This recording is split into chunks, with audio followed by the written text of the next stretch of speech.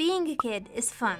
It's like you're a whole new human being. Nothing is set in stone. You don't know the law of the land yet. So any and every combination of things is possible. That is why kids have such wild imaginations. What's weird to me is that there are universally shared beliefs between children, and I don't know if we all share one brain cell or if kids come out with factory settings that include pre-installed thoughts. But you know what's a really cool universally shared thought? Subscribing and joining the Miyu cult. We make bonfires, tell tales, and pet cats. So subscribe to become a certified Miyunion now. We're the best cult. I promise. Okay, you know how you can tell a kid literally anything and watch the gears turn in their head as they try to come up with the most absurd images to make sense of it?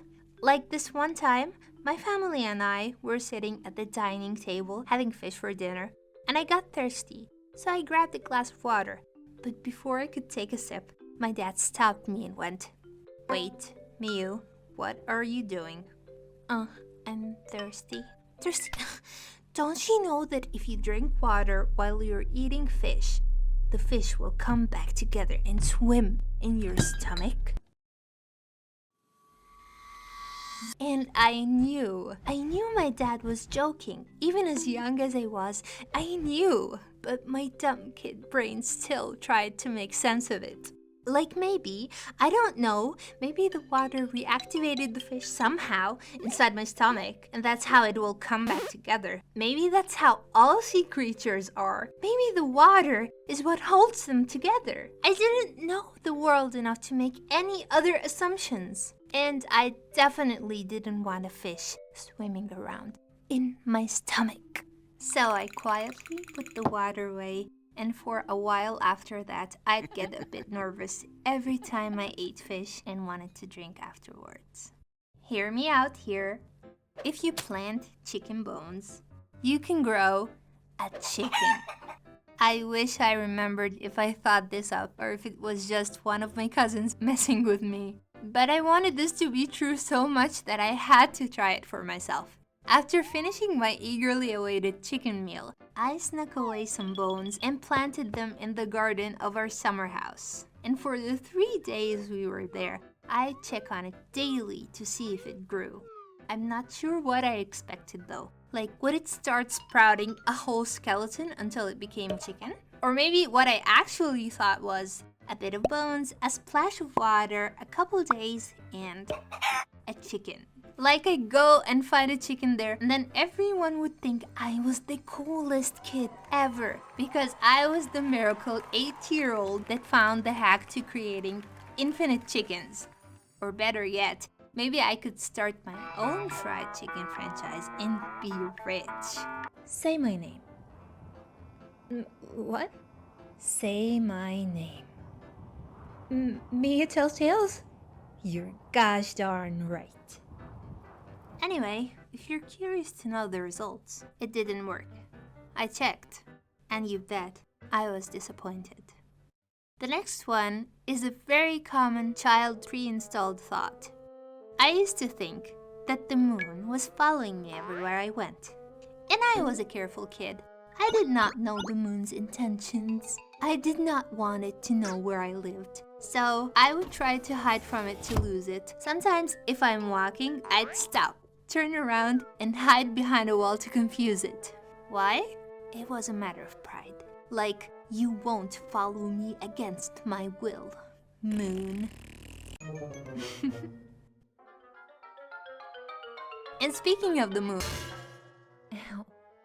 living in a seaside city made me believe that the sun dipped into the sea and came out as the moon.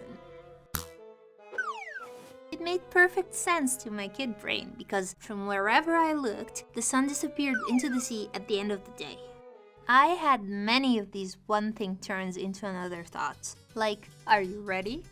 Donkeys grew up to be horses, and trees grew up to be palm trees.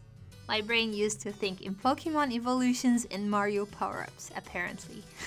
Also, did anyone else think that flies turn into mosquitoes at night?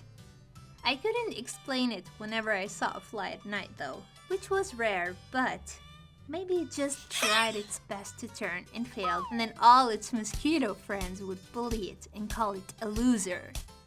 Poor fly.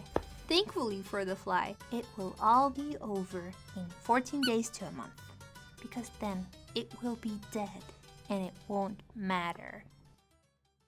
And finally, as any normal child who watched Toy Story, I believed with all my heart and soul that my toys came to life when I was not looking. So I would line them up on my bed, including my favorite stuffed cat toy and my Barbie that I didn't care much about. But I tried so many times to bargain with them. Now listen, I'm gonna make you an offer you can't refuse. You come to life right now, and I will make it worth your while. I will give you all my allowance for the next month. Okay, for the next year. 2 years? I will starve at school. I will give you 1 million Monopoly dollars. Nothing worked. I even tried to take a peek at night while pretending to be asleep. Surprise, motherfucker. But I never did catch them. Don't worry, I got over it. I don't really care anymore. I'm an adult. I hold no grudges. If they don't trust me, fine, whatever, their loss.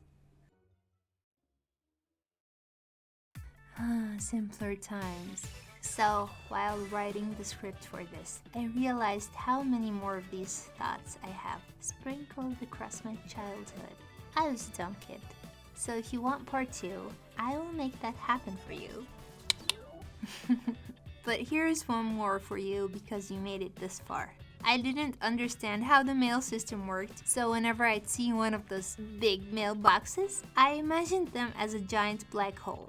I thought it had pipes underground attached to it and that the mail is sucked up and delivered to where it's supposed to go via these pipes. And that would have been the coolest thing ever. If you liked this video and want more Miyu tales, go watch this one. It's really funny, I guarantee it. And if you don't find it funny, fair enough, you can come back and complain about it. I'm all ears. Thank you and goodbye.